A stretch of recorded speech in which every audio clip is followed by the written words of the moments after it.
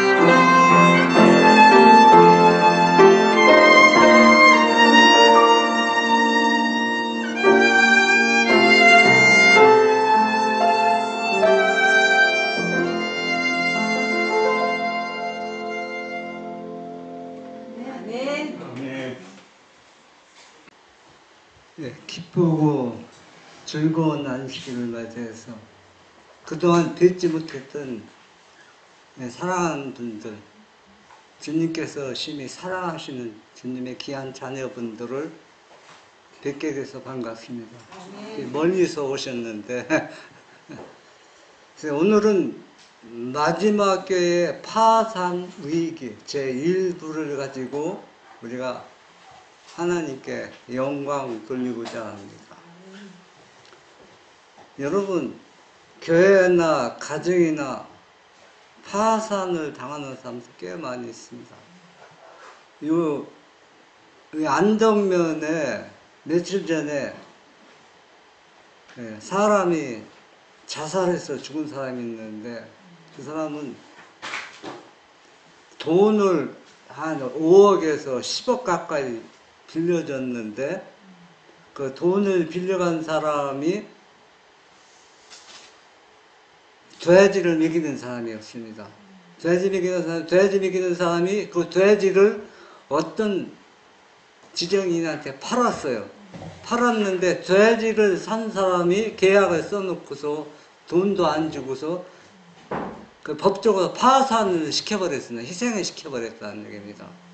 희생시키니까 돼지 판 사람은 계약이 있기 때문에 딴 사람에게 팔 수도 없고 그러니까 돈 빌려준 사람은 돈 받을 길이 없습니다. 그러니까 그 사람이 그게 충격을 받아서 우울증 비슷하게 와서 그 사람이 죽은 지 한 달 좀 안 됐어요. 저수지에 빠져서 자살해 죽었습니다. 제가 왜 이 얘기 하냐면 이 파산이라는 것이 얼마나 위험한지 가정이나 교회나 파산하면 그 가정이 완전히 어떻게 다 흩어집니다. 그렇잖아요. 그래서 이 교회가 파산을 당하면 절대 안 됩니다. 왜 안 됩니까? 하나님을 믿는 사람들이 신자들이 집단으로 모인 것이 교회가 아닙니까? 그런데 이 교회가 파산 위기를 맞은다는 얘기는 있을 수 없는 일이 지금 일어나고 있습니다. 그런데 이 얘기가 제 얘기가 아니라 예수님께서 제일 사랑을 받던 제자 누굽니까? 요한이 요한계시록에 벌써 2000년 후에 재림하기 바로 전에 이 마지막 교회가 파산될 것을 경고하고 예언을 한 겁니다. 그러면은 이 마지막 교회가 파산 위기를 당한 이 교회의 이름 제가 아니 여러분 알죠? 어떤 교회입니까? 라오디아 교회입니다. 계시록 3장 15절, 17절, 18절 보면 내가 네 행위를 아노니 네가 차지도 아니하고 덥지도 아니하도다. 네가 차든지 덥든지 하기를 원하노라. 네가 말하기를 나는 부자라 부유하여 부족한 것이 없다 하나 네 곤고한 것과 가련한 것과 가난한 것과 눈먼 것과 벌거벗은 것을 알지 못하도다. 내가 너를 권하노니 내게서 불로 연단한 금을 사서 부유하게 하고 흰옷을 사서 입어 벌거벗은 수치를 보이지 않게 하고 안약을 사서 눈에 발라 보게 하라. 이게 라오디아 교회의 실정입니다. 그러면 이 라오디아 교회는 제일 먼저 누구한테 적응하냐면 모든 하나님이 믿는 개개인의 신자들에게 적응을 하는 겁니다. 그러니까 이 라오디아 교회에 속하지 않은 신자는 한 사람도 없다는 얘기입니다.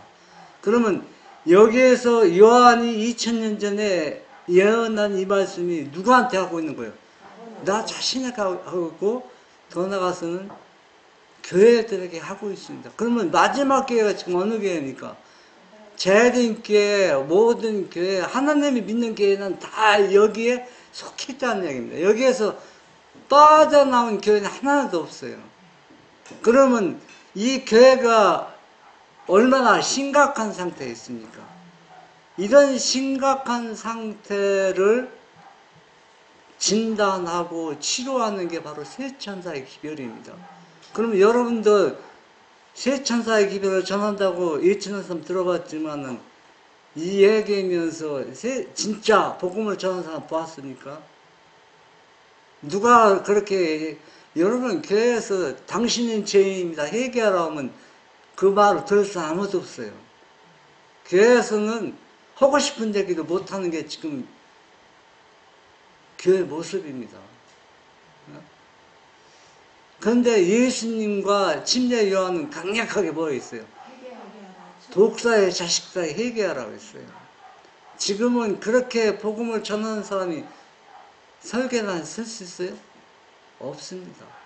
그러니까 이 얘기는 무슨 얘기냐면 지금 있는 교회 자체에서는 진짜 복음을 전할 수 없기 때문에 세천사의 기별을 전하는 무리가 특별한 무리가 나타나는데 만약에 내가 속한 교회에서 지금 뭐라 했어요? 차지도 않고 덥지도 않고 가난하면서 믿음이 없으면서 믿음이 있는 체하고 또 성경을 제대로 보지도 못하면서 성경을 지식이 많이 아는 것처럼 하는데 이걸 당신은 지금 치료받아야 된다고 얘기하면은 이 복음을 전할 수 있으니까 교회에서 쫓겨납니다.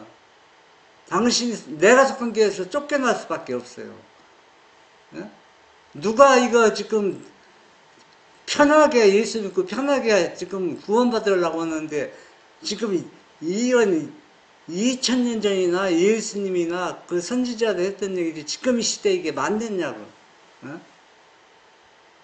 그래서 우리가 이 시대에 흐름이 어떻게 흐르는지 사단은 기가 막히게 그 흐름을 잘 타서 그런 사람들을 유혹해서 확 함정에 빠집니다. 빠지게 하는데 이게 뭐냐면 강신술입니다. 이 강신술 마귀도 예수님을 강신술 체면술 걸어서 예수님을 강신을 썼지만은 예수님은 안 통했어요. 그런데 누구는 통했습니까? 하와와 아담은 강신술에 넘어갔습니다. 마지막 시대에 하늘에서 불이 내려온다는 얘기는 우리를 속인다는 얘기는 강신술을 얘기합니다. 그래서 강실수 앞에는 거기에는 안 넘어질 사람이 없어요. 다 넘어집니다. 그러니까 아예 하와는 하나님께 금지했잖아요. 선악과 나무 있는데 가지 말라. 아무리 믿음이 좋은 사람이랄지라도 거기 가면은 다 어떻게 될 거예요? 다 넘어질 수밖에 없습니다. 그러니까 하나님이 금하신 장소에는 우리가 가지 말아야 됩니다. 절대로 가면 안 되는 거예요. 근데 가면은 걸려 넘어지게 되어 있습니다.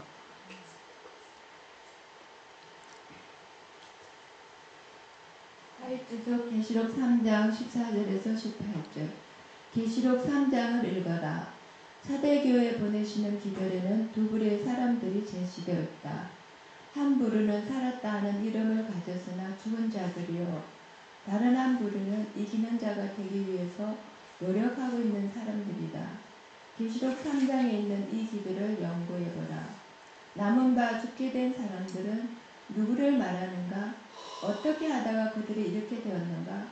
거기에 나와 있는 설명은 내 하나님 앞에 내 행위의 온전한 것을 찾지 못하였다고 하였다. 네. 계시록 3장하고 계시록 14장하고 같은 맥락입니다. 계시록 14장은 세 천사의 기별이잖아요. 그리고 또 계시록 3장은 일곱째 교회가 라오디아 교회인데, 라오디아 교회도 기별이 뭐냐면은 믿음으로 말미암은 의입니다. 그러면 세 천사의 기별도 내용이 뭡니까? 핵심이 믿음으로 말미암는 의라는 얘기입니다. 그래서 계시록 3장을 읽어라. 읽으면은 두 무리에 나오는데 한 무리는 어떤 무리입니까? 이기는 자가 되기 위해서 노력하고 살았다. 이거 저는 이제 일곱 교회는 다 얘기했지만 마지막 교회 라오디아 교회를 설명하면서 제가 여러분이 다른 차원에서 제 얘기를 들을 것입니다. 교회에서 그냥 사경에 옛날에 많이 있잖아요. 그런 모습으로 이 말씀을 다루는 것이 아니라 현대 하나님이 원하는 거가 무엇인가.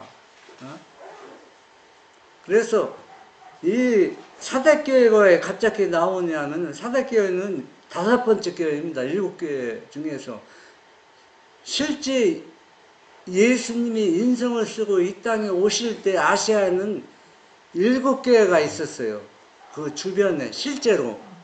첫째 교회는 에베소 교회, 두 번째가 서바나 교회, 세 번째가 버가마 교회, 네 번째가 두아데아 교회, 다섯 번째가 사다 교회, 여섯 번째가 빌라델피아, 일곱 번째가 라오디아 교회. 실제 교회가 있었는데 이 요한이 이 말씀을 기록할 때는 그 일곱 번째 교회 라오디아 교회가 세상과 타협하고 완전히 부패에 빠진 것을 보면서 마지막 예수님의 재림을 준비할 마지막 교회도 요한이 지금 무슨 교회를 보고 있어요? 실제 라오디아 교회 상황을 보면서 마지막 교회도 이 상황에 처할 것을 벌써 예언하고 있는 겁니다. 그래서 2000년 전에. 그러니까 거기에서 세차천사기별은 그게 불러내는 겁니다. 왜? 개혁하고 부흥할 수 있는 수준이 아니에요. 완전히 뭐에 빠져서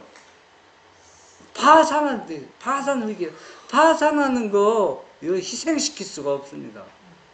그렇기 때문에 불러내서 한 무리 형성한 겁니다. 주님의 재림을 준비시키는 거예요. 한 무리를 형성해서. 그런데 오늘날 그걸 여러분 속한 교회에서 적극적으로 방해하고 반대하고 있습니다. 못하게 하고 있는 겁니다. 왜? 여기에서 나가면 당신은 구원 못 받는다고 합니다. 그렇기 때문에 사람들은, 물론 지금 내가 속한 교회가 하나님이 선택한 마지막 교회입니다. 다른 교회는 없어요. 마지막 교회인데 하나님께서 그 교회를 통해서 일할 것 같으면 셋째 천사의 기별을 전할 필요가 없어요. 거기서 부흥과 개혁하면 돼요.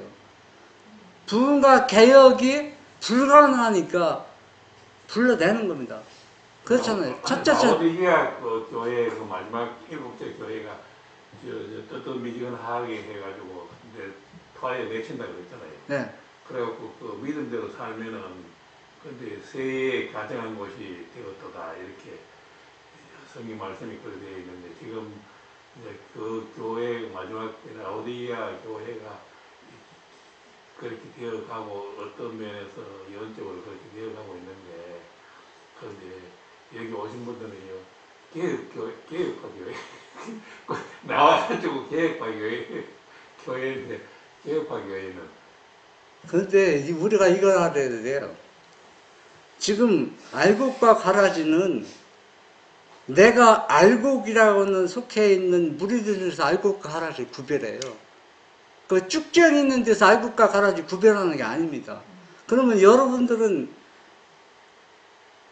여러분이 속했던 교회가 부패하기 때문에 거기에 나와서 한 집단을 이뤘잖아요. 거기서 또 뭘 구별한다? 알곡과 가라지 구별하는 거 알아야 돼요. 거기에서. 그걸 사람들이 이해 못하면은 세차 전가리별을 이해하기가 쉽지 않아요. 그래서 개혁교회든 재림교회든 개신교회든 다 나는 어느 교회에 속한다. 라오디게아에 속한다는 걸 우리가 인식하고 받아들여야 됩니다. 이걸 부정하면은 하나님의 영이 떠날 수밖에 없어요. 그래서 이 사대교회가 살았다나 죽은 자라는 얘기는 여러분 사대교회가 어느 시대냐면 종교개혁 시대입니다. 다 알잖아요. 얼마나 교회가 부패해서 종교개혁에서 일하는 교회가 무슨 교회입니까? 개신교단 아닙니까? 이교를 시키는 무리들. 그건 하나님이 역사에서 종교개혁 일어났는데 종교개혁 일어나고서 종교개혁 딱 멈추고 또 뭐가 일어나니까 재림운동이 일어나잖아요. 그 개신교회가 부패해서. 그래서 한때 사대교회가 살았다는 칭호 얻었어요. 왜? 종교개혁에서 부패한 집단에 나왔는데 나온 집단이 또 뭐 어떻게 됩니까? 부패하니까 또 거기에서 이제 나와서 재림운동이 시작했다는 얘기입니다. 그래서 이게 사대교회에 속하는 겁니다. 네가 살았다나 무언 자라? 죽은 자라는 얘기입니다. 죽은 자.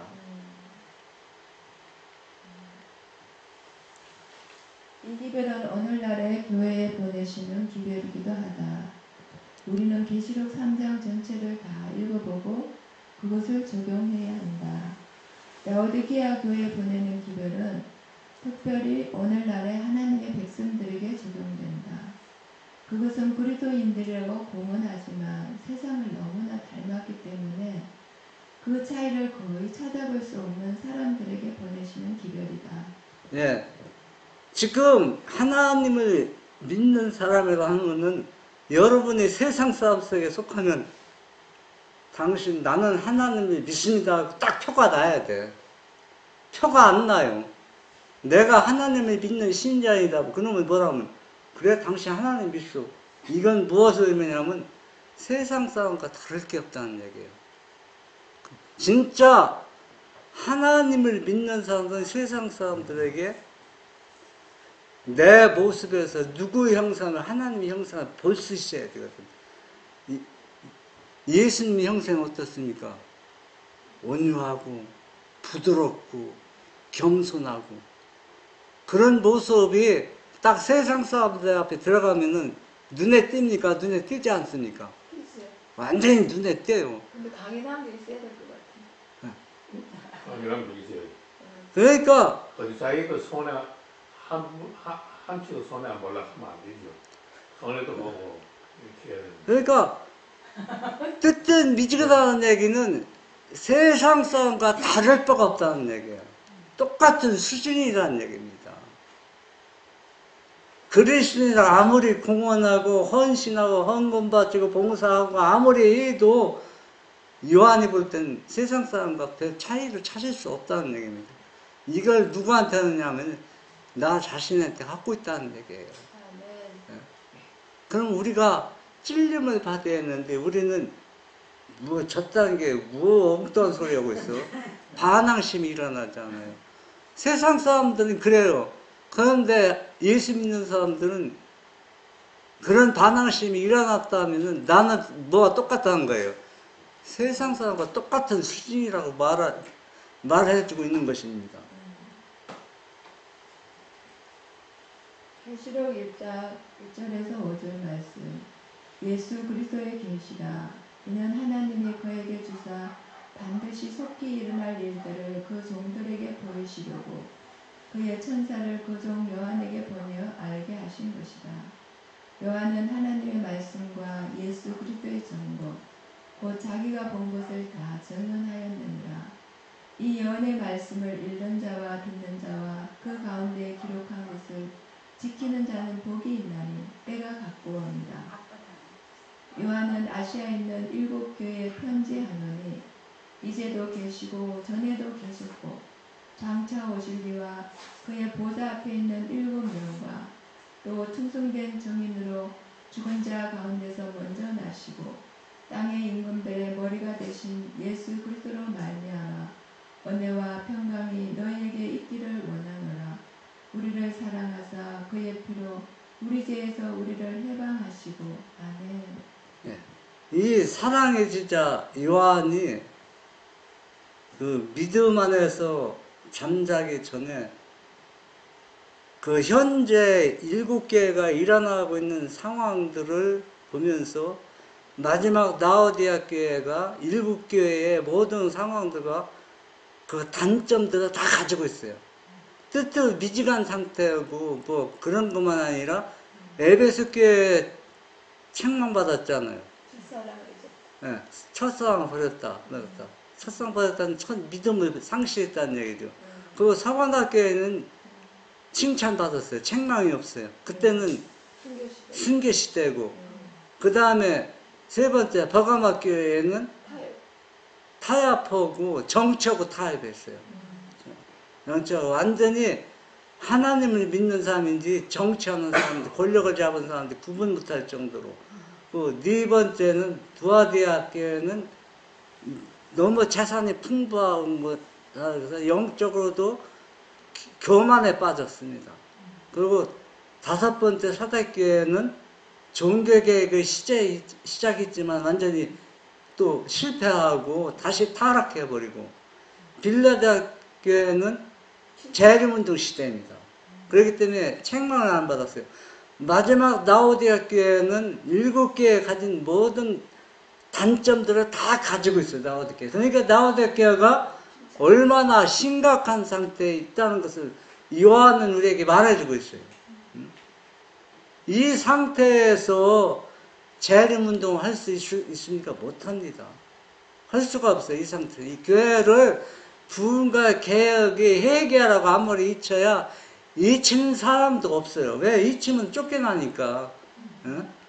그러니까 하나님께서 새 천사 기별을 전할 수 있는 특별한 무리를 형성해서 재림운동을 준비시키는데 사단이 이것을 혼란시키기 위해서 또 한 무리가 형성되어서 혼란을 일으키는 겁니다. 그래서 아까 안식학교 시간에 얘기한 것처럼 이 혼란스러운 강신술이 모였을 때 어느 단계에 되면 그 집단도 완전히 부패해버려요. 부패해서 이거는 하나님이 영의 역사 아니라 누구의 역사? 사단이 역사했던 것을 어느 정도 증명이 되면 그때 새 천사의 기별이 성령을 통해서 잊히게 되는 겁니다. 지금 같이 잊히면 혼란스러워요. 어떤 게 진짜인지 구분하기가 쉽지 않다는 얘기입니다. 그래서 때가 되면은 새 천사의 기별이 나간다는 얘기입니다. 여러분들 우리는 인내로 참고 기다리고 준비해야 된다는 얘기입니다. 네?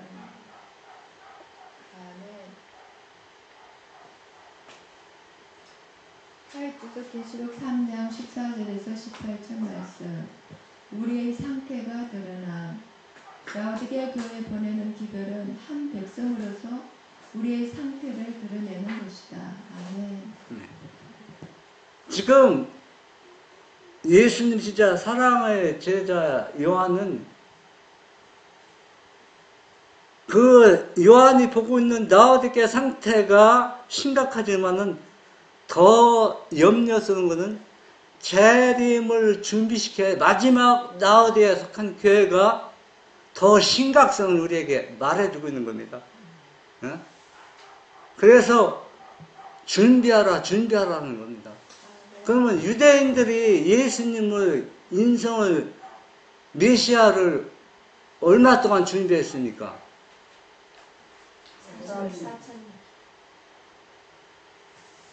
수천 년 동안 준비했지만 그들이 예수님 메시아를 맞이하는데 실패했습니다.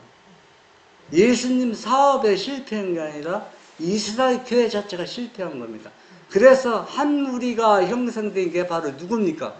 예수님의 제자로 새로운 교회가 출발한 겁니다. 그러면 이것은 무엇을 의미하냐면 우리 시대에도 이런 역사가 일어날 것이라는 얘기입니다. 그러니까 우리는 지금 예수님을 믿는 우리는 영적 아브라함 자손입니다.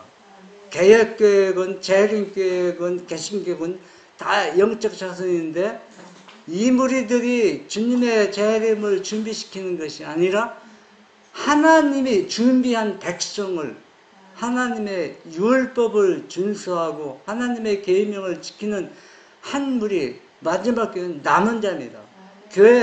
어떤 교회 집단이 아니라 남은 무리 형성해서 하나님께서 친히 선도자가 되어서 하나님 영을 부어주셔서 그 사람을 통해서 재림을 준비시키고 있다는 얘기입니다. 그러면 우리는 그 무리에 속해야 된다는 얘기예요. 그 무리에 속하지 않으면 우리는 구원이 보장이 없어요.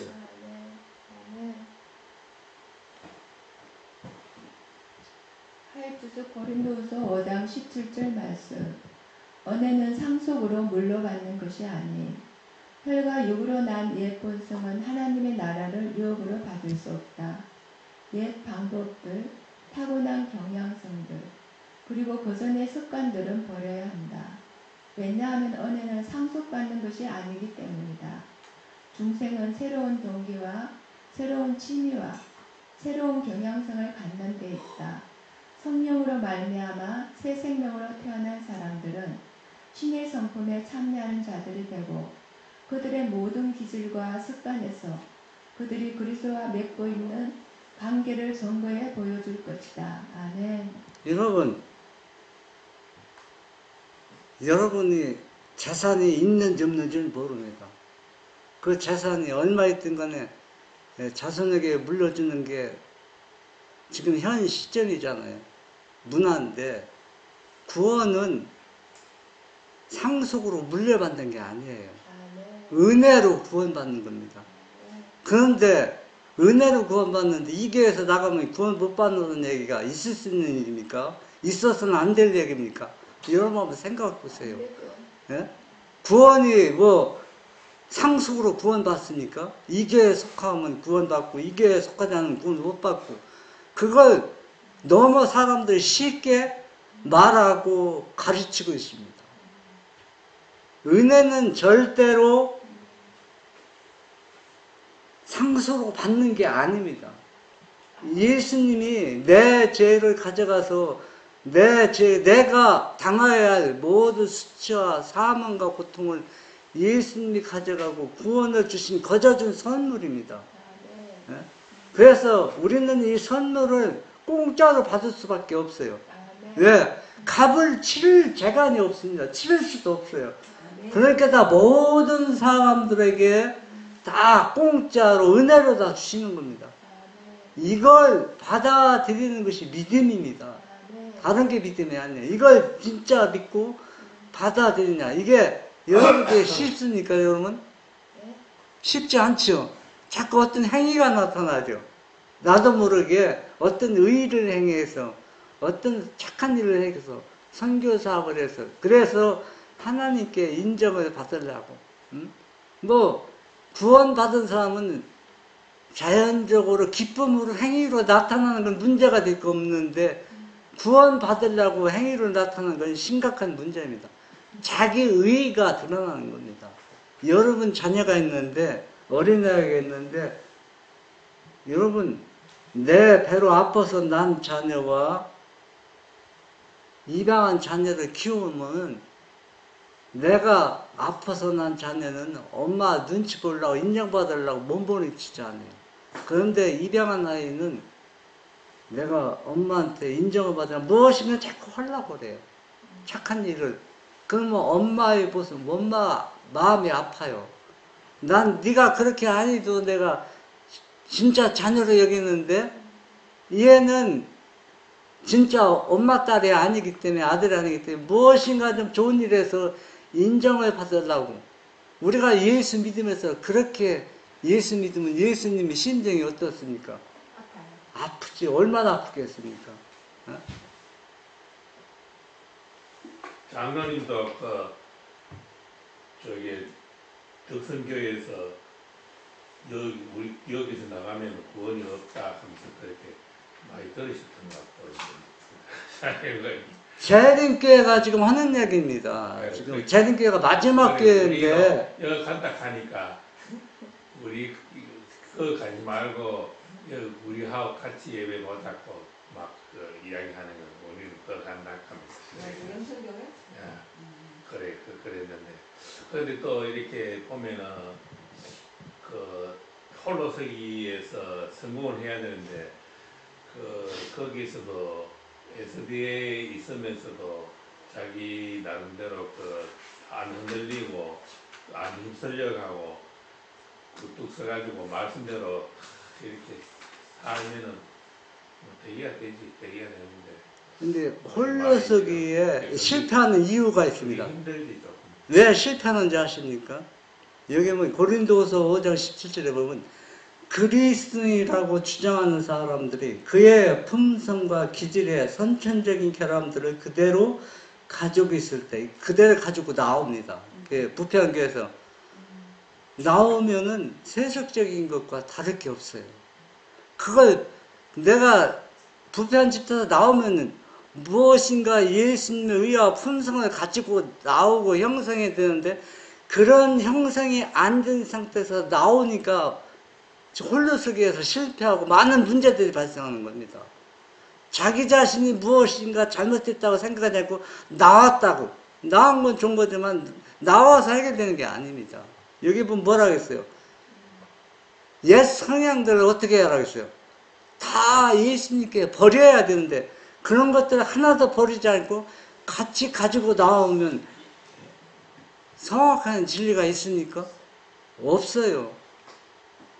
그러면 사람들 볼 때 바르게 평가를 하고 볼 수가 없습니다. 나가도 우리와 다를 바가 없네. 똑같은 수준이네.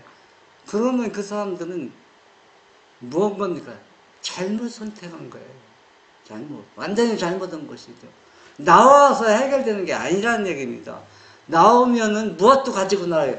그분의 의도 같이 가지고 나와야 사람들 평가할 때, 저 사람들은 나가더니 진짜 예수님을 믿는 믿음을 보겠다는 그런 말을 들어야 하는데, 나와 똑같은 수준에 되게 그런 말을 많이 듣잖아요. 그건 나온 게 아닙니다. 몸만 나왔지, 실제 의는 하나도 가지고 온 게 없다는 얘기입니다. 지금 그것을 얘기하는 겁니다, 여기에서. 계시록 2장 4절 보면 그러나 너를 책망할 것이 있나니 너의 처음 사랑을 버렸느냐. 에베소 교회가 처음 사랑 믿음을 버렸잖아요. 그러면 처음 사랑을 버리면 어떤 결과가 나는지 아십니까? 여러분 지금 에베소 교회는 누구로 형성됐어요? 예수님의 제자들. 그 제자들 형성된 에베소 교회가 지금 어디에서 찾아볼 수 있어요? 여러분, 전 찾아볼 수 있어요. 지금 에베소 교회가 있습니다. 어디에 있습니까?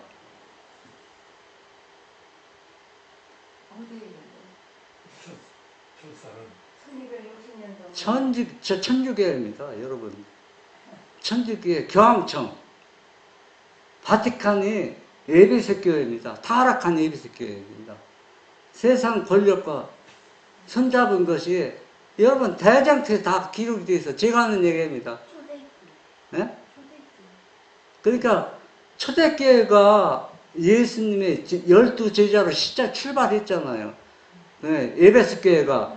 그런데 에베소 교회가 예수님의 제자들이 다 순교당하고 죽고 요한도 죽고 그러다 보니까 세상과 핍박이 심하니까 핍박 안 받으려고 이교도마와 서로 손을 잡고 세상과 권력과 타협하고 부패하기 시작했습니다.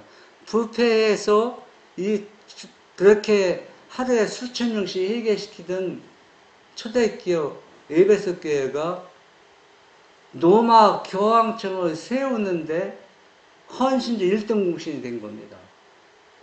여러분 그거 대장초에서 보았어요? 대장초에 다 기록되어 있어요.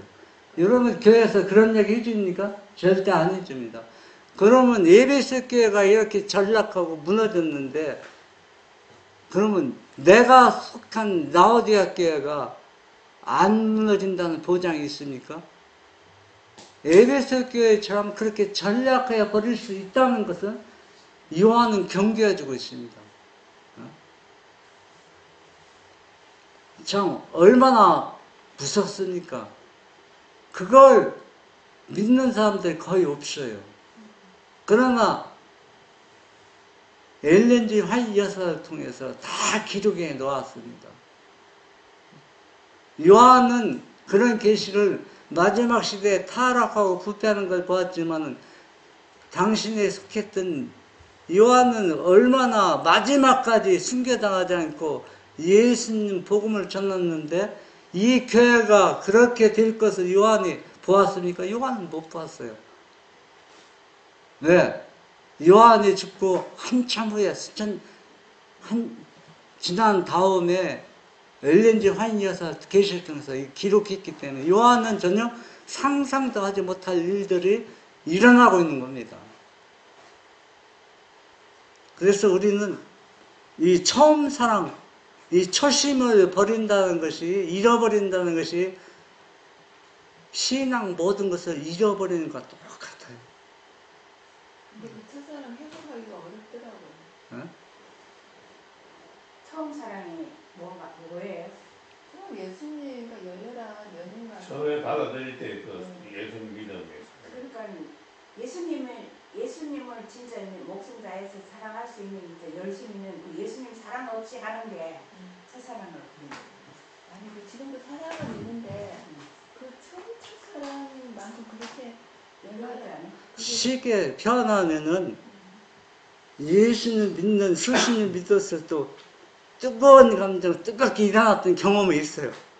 그 경험을 잃어버렸다는 얘기입니다. 상실해버렸다는 얘기. 쉽게 표현하면은 내가 예수님 뜨겁게 사랑할 때는 누가 핍박하건 누가 남한테 해코자 하건 문제될 게 없었어요. 그 사랑.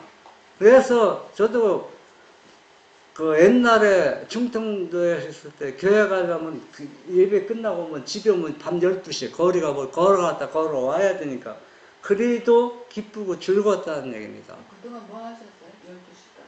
12시까지? 예? 걸어오는 거. 갈라 가고 오고 그러면 하루 종일 이러잖아요. 그 예배 끝나면 파김치가 되잖아. 오다 또 얘기하다 쉬다 또 오다 그 다음은 어떤 때면 맨일가 되는데 예? 길이 거리가 맨인데 몇 년은 안 돼도 벌써 시골에서 옛날에 예배 여름에는 어떤 때는 뭐 9시에 시작할 때 있고 사람들이 안 모이니까 그러면 예배 끝나고 옛날에 그또 말씀을 지금처럼 간단하게 하지 않잖아요. 얼마나 설교가 길었습니까? 그럼 예배 끝나면 보통 10시 반 그렇게 되거든. 10시 반에 되면 걸어 올라오면 얼마나 저녁 10시 반이야. 예. 와. 그래도 그게 좋은 겁니다. 그게 그러니까 사람들 그래도 사람들이 마음이 뜨거웠기 때문에 예수님 마음에 맞아. 그게 바로 처음 사랑입니다. 예수님. 그래서 필요로 있었다는 게 맨이 뭐 키로도 뭐 우리는 뭐 어쨌든 간에 진정을 예배를 드리셨네요. 예. 그러니까. 그러니까- 말을 맞춰가지고 집에 가려고 하면 집에 가면 12시 되겠네. 예. 그래요. 그러니까 이 사랑을 잊어버렸다는 얘기예요. 에베소가 그런데 예수님 그런 거 참작해가지고 하늘나라 갈 때 점수 좀 줘야 되는데. 그래서 이게 바로 마지막이 중요한 거예요. 에베소 교회한테 얘기하는 거 나한테 얘기하는 거 너도 나를 이렇게 뜨겁게 사랑했던 경험 있지 않아? 네가 그걸 잊어버렸으니까 그것을 어떻게 다시 찾으라는 얘기입니다. 찾으면 내가 주겠다는 얘기입니다. 에베소 교회의 경험이 바로 라오디게아 교인들 하고 있습니다. 라오디게아 교회는 나 자신과 내가 속한 교회라는 얘기입니다. 이 사랑을 어떻게 다시 회복하라는 얘기입니다. 그러니까 6시쯤 내가 일하러 가야 되는데 너무 일찍 일하는 하이투스 계시록 3장 14절에서 18절 말씀. 라오디게아 교회의 기별. 라오디게아 교회에 보내는 기별은 한 백성으로서의 우리들에게 크게 적용된다. 그 기별이 우리 앞에 있은 지가 오래되었지만 마땅히 주의를 기울여야 할 만큼 주의하지 않고 있다. 열렬하고 깊은 해결을 할 때에 신자들 개개인이 부여한 하늘의 상품들을 살 것이다. 참으로 얼마나 많은 사람들이 왜곡된 빛 가운데서 사물들을 보고 사단이 보게 하는 빛 가운데서 사물들을 바라보고 있는가. 네, 이 기별은 아담이 죄를 범하고 하와가 범했을 때부터 준 기별입니다. 처음 준 기별이 아니에요. 믿음으로 만민은 마지막 시대의 새 천사의 기별을 통해서 전파되는 게 아닙니다. 처음부터 전파되었던 기별이기 때문에 그 기별의 진리가 완전히 훼손되고 없어져 버렸어요. 완전히 없어져 버렸기 때문에 처음 진리를 선포하는 것처럼 다시 시작하는 겁니다. 얼마나 교회가 부패하고 무너졌으면, 훼손되었으면 이런 말씀을 하셨을까. 그러니까 이렇게 심각한 상태가 있는데도 우리는 회개할 필요성을 전혀 느끼지 못하고 살아가고 있으면서 어떻게 예수님의 재림을 준비할 수가 있습니까? 그런데 다행스러운 건 열처녀 비유보다 마지막 라오디게아 상태가 더 심각하지 않답니다. 더 심각하지 않다는 얘기예요. 1년 전 한 여사를 통해 우리에게 격려해 주는 겁니다.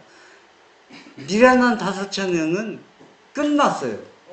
그런데 라오디게아 교회는 아직 은혜가 보입니까? 남아있다는 얘기예요. 그러니까 그들보다는 더 심각한 상태가 아니라는 얘기입니다. 이 얘기는 뭐냐면 우리는 다시 잃어버린 사랑을 어떻게 할 수 있다? 회복할 수 있다는 얘기, 격려의 말씀을 우리가 받아들여야 된다는 얘기입니다.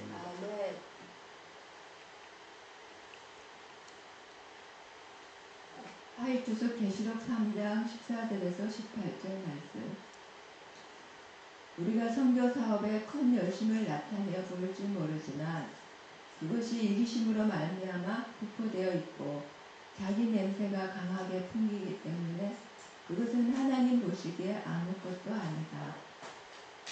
이는 그것이 썩고 더러워진 헌물이기 때문이다. 마음의 문을 예수께 열어놓지 않고 그리스도께서 영혼의 전을 점령하지 않으시고 마음에 하늘의 속성이 주입되지 않으면 인간의 행동을 하늘의 천평저울에 올려놓았을 때 부족하다는 선물을 받을 것이다. 네.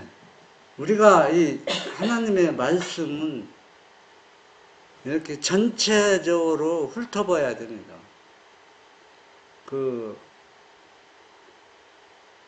마태복음인가 제가 완전히 내용을 기억하는데 구원받을 사람, 멸망받을 사람, 염소와 뭐로 구분했어요? 양으로 구분했는데 구원받을 사람들은 선한 사업을 많이 하는 사람들이냐, 자선을 베풀고 자비를 베푼 사람들은 구원받은 사람이 있는데 여기에서 보면은 우리가 그런 일을 했다고 해서 구원받은 게 아니라는 얘기가.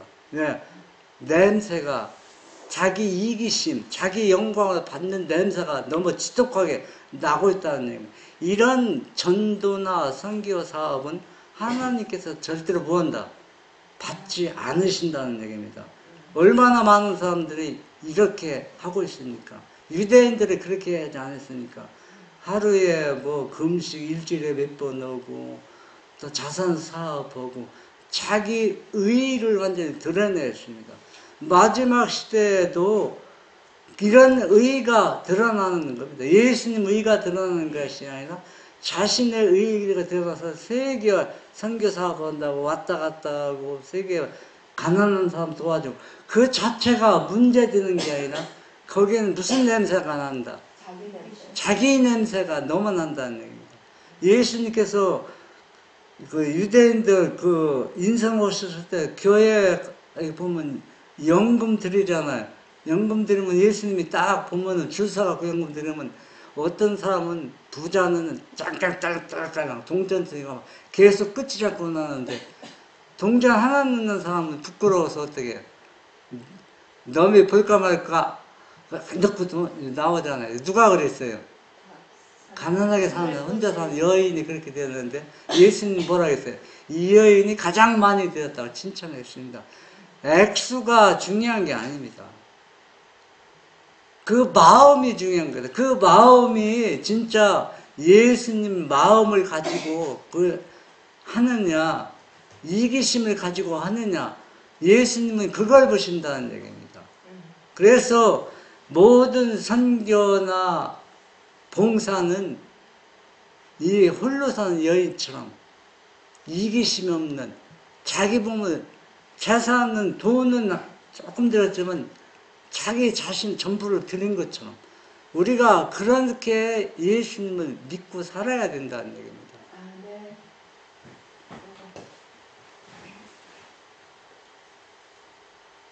그리스도의 사랑이 그들을 부요하게 한다. 그러나 그의 사랑의 가치를 실제로 느끼는 사람은 별로 많지 않다.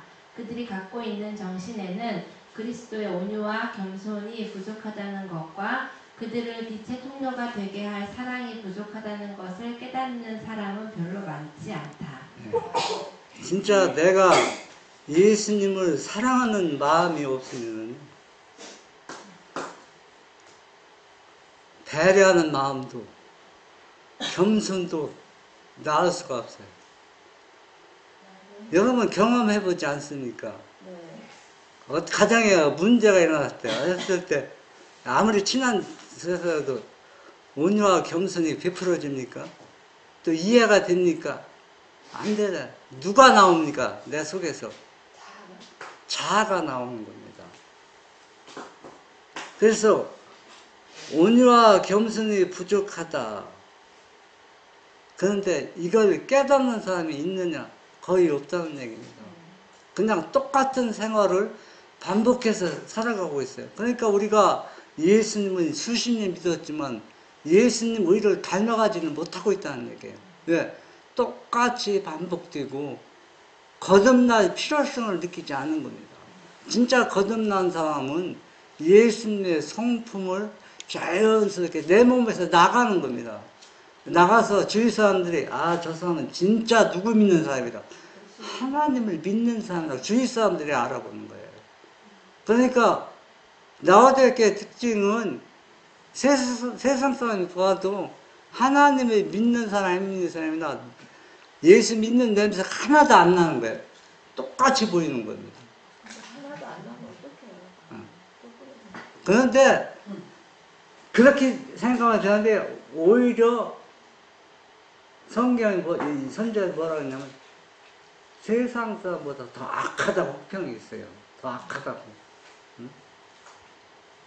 여러분 우리가 예수 믿으면서 이런 얘기 들으면 안 되겠죠.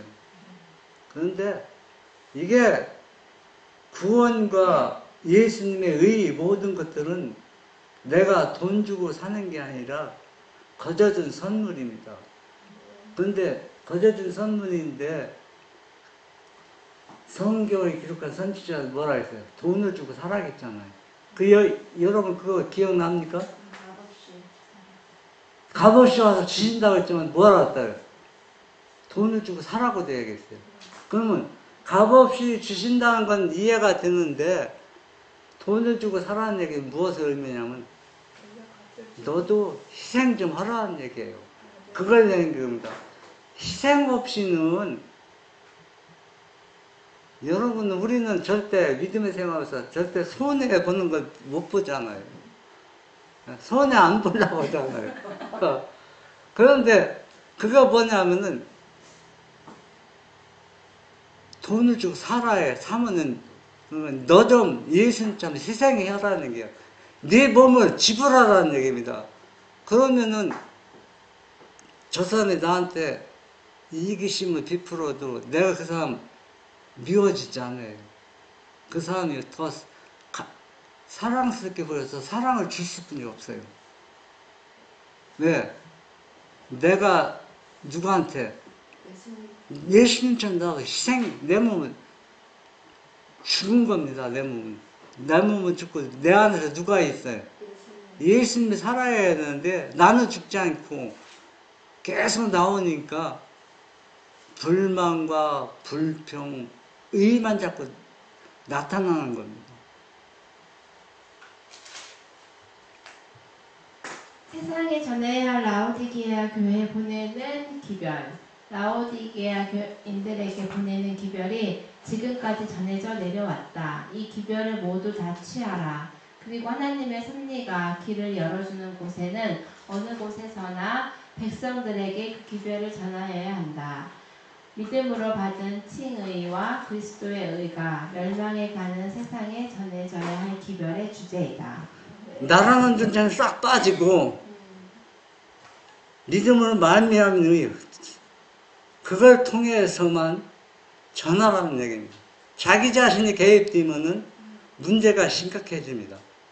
교만해지고 라오디게아가 그래서 라오디게아가 처음부터 그런 거 아니잖아. 좋은 일하고 하나님 사업 열심히 하다가 칭찬받고 뭐니까 자기 의가 드러나서 교만해지고 우쭐해지고 자기 자신이 완전히 벌거벗었는데도 좋은 옷, 의의 옷을 입은 것처럼 착각하게 빠지는 겁니다.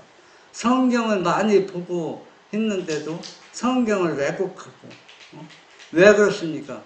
자기 의가 드러났기 때문에 그렇습니다. 그래서 세상에 전해야 할 기별은 믿음으로 말미암은 의입니다. 오직 예수 그리스도를 통해서만 모든 것이 가능하다는 얘기입니다.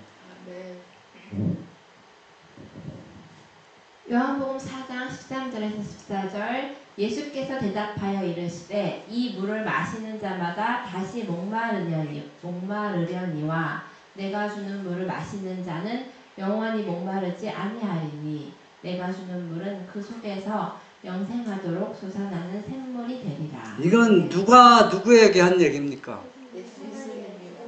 여러분 그 배경을 말씀드리지 않습니다. 이 배경 보면 이 여인은 절망적입니까? 절망적이죠. 오직 절망적이면 물들어 정오에 옵니까? 정오에 보면 그 전에 옛날에 그 공동생 쓸 때 보면 정오 때가 사람이 제일 없어요. 아침하고 저녁 때가 많이 사람 많죠. 그러니까 정오 때 와서 사람들 만나면은 그만큼 수치와 모욕을 느끼고 그러니까 이 절망적인 상태에 있는 이 여인에게 목마르지 않는 그 물을 예수님이 공급해 줘서 이 사마리아는 그것을 받았습니다. 우리도 그걸 예수님이 주시는 영원히 목마르지 않는 영생의 물을 마셔야 됩니다. 그러면 영생의 물을 마셔야 되는데 어떻게 마셔야 하는 건 여러분이 다 잘 알고 있어요. 이 여인이 예수님을 직접 만나서 받았습니다. 우리도 누구를 만나야 돼? 예수님을 만나면 해결되는 겁니다. 하일주서 요한복음 4장 14절 세상을 그리워하는 갈증이 없음 내가 주는 물을 먹는 자는 영원히 목마르지 아니하리니 이 말씀의 뜻은 세속적 이익이나 매력을 결코 갈망하지 않는다는 뜻이다. 나의 주는 물은 그 속에서 영생하도록 솟아나는 샘물이 되리라. 그 많은 그리스도인과 나 자신들도 속고 있어요. 어떻게 속냐면 나는 예수님을 착실하게 잘 믿고 사는 것 같지만은 그러나 항상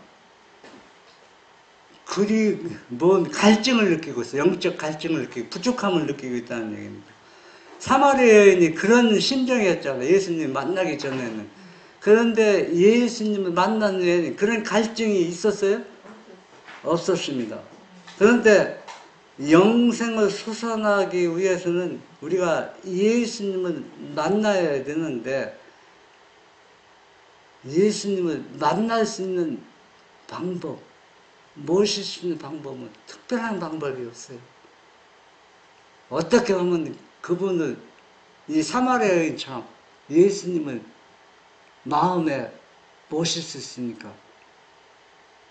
성경에는 딱 한 가지 말해주고 있어요.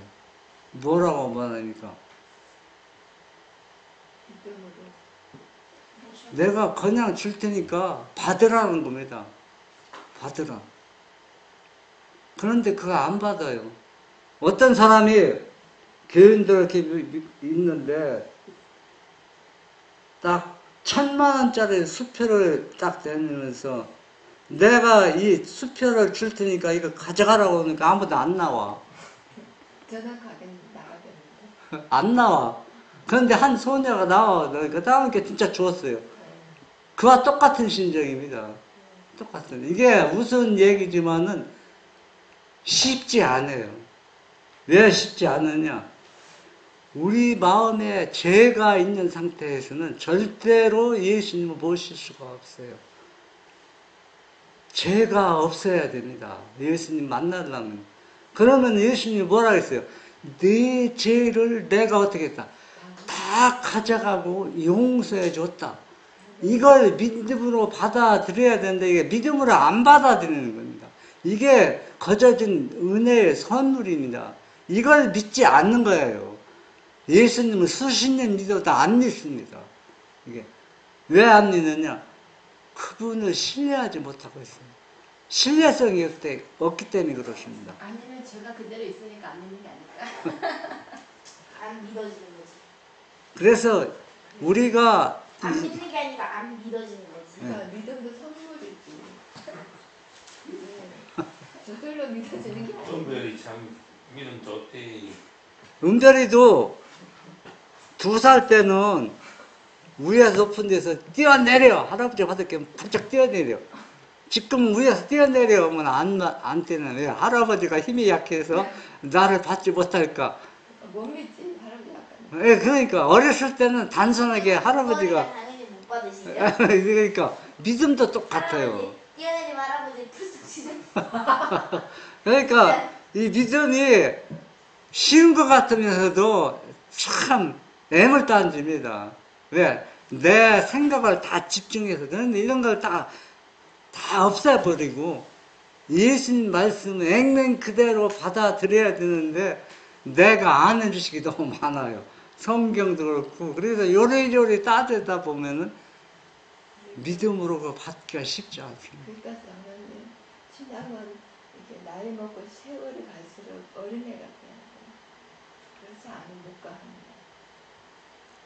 그런데 가령이가 있어갖고 언젠가 되어주기가 쉽지 않죠. 근데 하나님은 하신다 하셨죠. 제가 어렸을 때 기억이 나는데 하도 형 친구들이 오면 선대야 너는 진짜 형처럼 네 엄마가 낳은 게 아니야. 다리 밑에서 주워온 애야.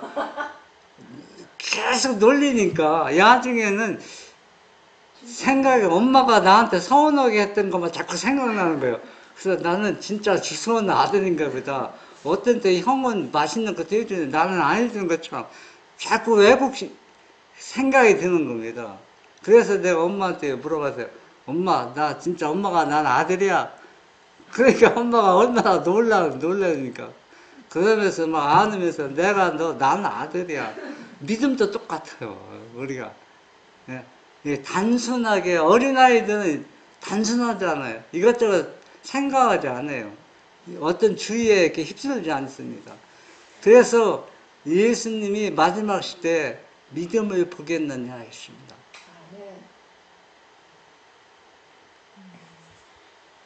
은혜의 계시, 그리스도께서 언급하신 인물은 그분의 말씀 가운데 있는 은혜의 계시이다. 그의 성령, 그의 가르침은 모든 영혼들을 만족해 하는 샘과 같다. 그리스도 안에는 항상 충만한 기쁨이 있다. 그리스도의 말씀 가운데 있는 그리스도의 인자하신 임재는 그분이 목마른 자들에게 새 힘을 주시는 생명수샘으로 표상된 분이라고 항상 말하고 있다. 항상 살아계신 구주를 모시는 것은 우리들의 특권이다. 우리들은 거짓말을 너무 잘합니다. 내 마음속에 예수님이 있다. 임재 있다면 변화가 일어납니다. 절대적인 변화가 일어나요. 그런데 아무 변화도 없이 나는 거듭났다, 간증하거나 나는 예수님이 함께 하신다. 다 스스로 거짓말하고 속고 있습니다.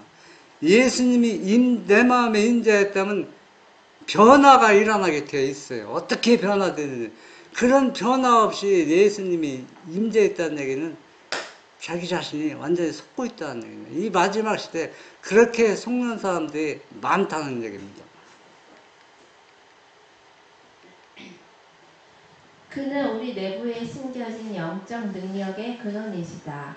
그리고 그분의 영향은 말과 행동으로 흘러나갈 것이며 우리들의 영향권 내에 있는 모든 사람들에게 새 힘을 줄 것이며 그들의 마음속에 힘과 순결을 얻고자 하고 평화와 거룩함, 슬픔이 따르지 않는 즐거움을 얻고자 하는 욕망과 포부를 갖게 할 것이다. 이것이 구주께서 내재하시는 결과이다. 이제 마지막으로 정리하면서 오늘은 제 1부거든요. 이게 마지막 파산액인데 2부가 또 따로 있는데 여러분 예수님이 내 마음에 임재하면은 그분의 능력의 근원이 내가로부터 나가게 되어 있어요. 그래서 한 사람이 변화되고 예수님 임재의 경험이 있는 주위에는 다 그런 경험으로 들어가게 되어 있어요. 예수님 주위에는 나쁜 사람이 있었어요? 없었어요. 그러니까 그 임재가 마지막 때 그런 임재를 경험한 사람이 뭘 전해요? 새 천사의 기도를 전한다는 얘기예요. 그런데 우리는 다 그렇게 할 수 있다. 약속해 주셨어요. 그런데 그 믿음으로 받아들이라는 얘기입니다. 나 자신도 그렇고 여러분들도 우리는 그렇게 할 수 있다. 그분이 임재해서 그분의 능력이 나로부터 나간다. 그러면 내 주위에 모든 사람이 다 뭐한다? 구원을 받고 예수님의 제 이름을 준비할 수 있다는 얘기예요.